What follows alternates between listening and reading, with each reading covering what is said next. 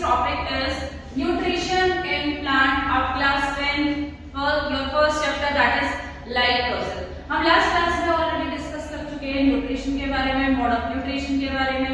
Next topic हमारा अभी ये है कि हाँ कोई भी प्लांट है वो कैसे न्यूट्रिशन परफॉर्म करता है और कौन सी रिएक्शन इन्वॉल्व होती है.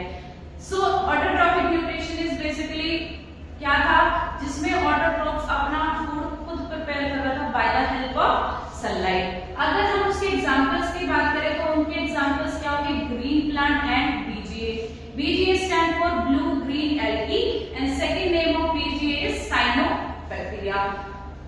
Next is chlorophyll, the vital plant pigment. हम अगर डिस्कस करें क्या क्लोरोफिल नेसेसरी होता है प्लांट में फोटोसिंथेसिस रिएक्शन करने के लिए, तो यस, प्लांट के अंदर जो क्लोरोफिल है वो नेसेसरी है. इसको हम एक एक्टिविटी के साथ प्रूव भी करेंगे.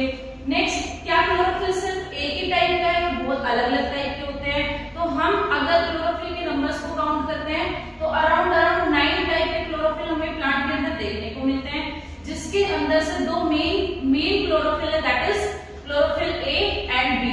ये हमें प्लांट के अंदर अबंडेंट अमाउंट में भी मिलते हैं. अभी हमने लोकेशन की बात की, तो लोकेशन में क्या था कि प्लांट के अंदर फोटोसिंथेसिस की रिएक्शन एग्जैक्टली कहां पर हो रही है, तो आप सिंपली आंसर करेंगे कि लीफ के अंदर मैम. बट लीफ के अंदर बेटा कहां पर एग्जैक्टली, लीफ के अंदर क्या मिलती है, मेसोफिल सेल मिलती है. क्या मिलती है, मेसोफिल. जैसे ही मैंने मेसोफिल सेल का नाम लिया तो आपके माइंड में क्वेश्चन गया होगा, why photosynthesis occur only in mesophyll cell, any other cell involve क्यों नहीं हो रही फोटोसिंथेसिस रिएक्शन करने के लिए. तो आप इसका आंसर देंगे number of chloroplast high in mesophyll cell. Number of जो क्लोरोप्लास्ट है वो क्या है, हाई है. किसमें है, मेसोफिल सेल के अंदर. फिर आप ये बोलोगे कि मेसोफिल सेल है, उसके अंदर आपने बता दिया कि क्या प्रेजेंट होता है, क्लोरोप्लास्ट. अभी हमने डिस्कस किया कि मेसोफिल सेल के अंदर ही फोटोसिंथेसिस की रिएक्शन क्यों हो रही है, due to high number of chloroplast. Due to high number of chloroplast मतलब उसके अंदर बहुत ज्यादा अमाउंट में.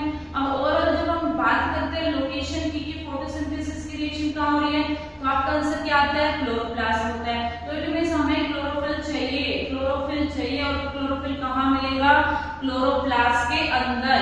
इट मींस ओवरऑल हमें एक ऐसा सेल ऑर्गन चाहिए जो फोटोसिंथेसिस रिएक्शन को कंप्लीट कराएगा या फिर साइट प्रोवाइड करेगा फोटोसिंथेसिस की रिएक्शन को. And this is the structure of chloroplast. अगर हम बात करें क्लोरोप्लास्ट, जो क्लोरोप्लास्ट जो होता है वो double membrane bound cell organelle है. डबल मेम्ब्रेन बाउंड मतलब कितनी लेयर से कवर है, 2 लेयर से कवर है. अगर उसके मैट्रिक्स की बात करें तो उसके अंदर कौन सा मैट्रिक्स प्रेजेंट है, तो आप बताएंगे स्टोमा प्रेजेंट है उसके अंदर. देन उसके अंदर अगर एक सिंगल स्टैक की बात करें, एक सिंगल स्टैक्स को हम डिनोट करेंगे ग्रैंडम से या फिर उसको बोल सकते हैं हम थाइलाकोइड से. क्या बोल सकते हैं, थाइलाकोइड से. क्या एक ही स्टैक्स प्रेजेंट होते हैं, नो. स्टैक्स पे स्टैक्स विद बहुत सारे स्टैक्स अरेंज होते हैं ऐसे पॉइंट्स की फॉर्म में, सीरीज में, और इस पूरे स्ट्रक्चर को हम बोलते हैं ग्रेना. क्या बोलते हैं इस पूरे स्ट्रक्चर को हम, ग्रेना. तो अभी आगे हम डिस्कस करेंगे कि कौन सी फोटोसिंथेसिस की रिएक्शन कहां पर एग्जैक्ट हो रही है. Next is section of leaf, cross section of leaf. इसके अंदर नॉर्मल जब भी हम प्लांट के क्रॉस सेक्शन की बात करते हैं तो बेसिकली हम उसकी अनाटॉमी डिस्कस करना चाहते हैं. Anatomy means internal structure of leaf.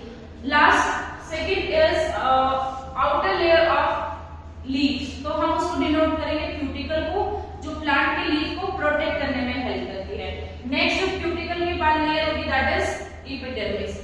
अगर लीफ के सरफेस ऊपर वाले सरफेस की बात करें तो दैट इज अपर एपिडर्मिस. अगर लोअर की बात कर रहे हैं तो दैट इज लोअर एपिडर्मिस. इसके अंदर आप इजीली फाइंड आउट कर पा रहे हैं मेसोफिल सेल्स को और क्लोरोप्लास्ट को. Next is stomata. Stomata is tiny pores present in leaf that help in exchange of gases and also in transpiration.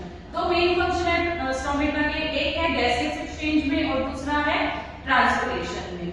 Next is process of photosynthesis. This is the reaction of photosynthesis. उससे पहले आप discuss करेंगे, हम discuss कर रहे हैं raw materials जो कि इन्वॉल्व होंगे फोटोसिंथेसिस की रिएक्शन को कंप्लीट करने के लिए. तो जब भी हम बात करते हैं रॉ मटेरियल तो वो किस टाइप का रॉ मटेरियल है, इनऑर्गेनिक है या फिर ऑर्गेनिक रॉ मटेरियल लेंगे. तो यहाँ पे जो फोटोसिंथेसिस में हमें रॉ मटेरियल है वो बेसिकली कैसा है, इनऑर्गेनिक रॉ मटेरियल। और कौन कौन से इनऑर्गेनिक मटेरियल्स हम लेते हैं? CO2, H2O, chlorophyll and sunlight. अब हमारा जो लास्ट प्रोडक्ट बनता है फोटोसिंथेसिस का, जो एंड प्रोडक्ट बनता है वो क्या बनता है? ग्लूकोज। फॉर्मूला है C6H12O6। नेक्स्ट इज और कौन सी गैस रिलीज होती है ड्यूरिंग फोटोसिंथेसिस? तो आप बताएंगे CO2 प्लांट लेता है, कौन सी गैस रिलीज करता है? ऑक्सीजन।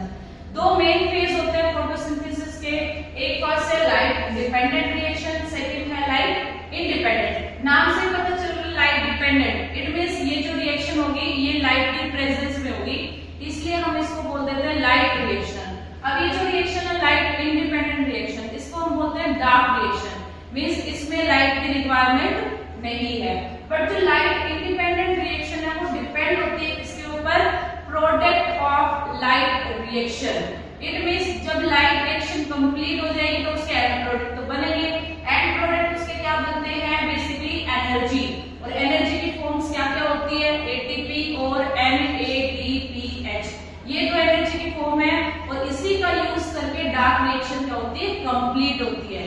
और जो डार्क रिएक्शन का जो प्रोडक्ट फॉर्म होता है वो एट द लास्ट क्या होता है? ग्लूकोज। क्या बनता है? At the last glucose form होता है। अब इसका जो सेकंड नेम है लाइट डिपेंडेंट का, वो क्या है? हीट रिएक्शन, या फिर हम बोल सकते हैं फोटोकेमिकल रिएक्शन। अब जो लाइट रिएक्शन है वो बेसिकली कहाँ होती है? क्लोरोप्लास्ट में, थायलाकोइड के अंदर होती है। डार्क रिएक्शन कहाँ हो रही है? वो भी क्लोरोप्लास्ट में हो रही है, बट वो कहाँ पर होती है? स्ट्रोमा के अंदर होती है। कहाँ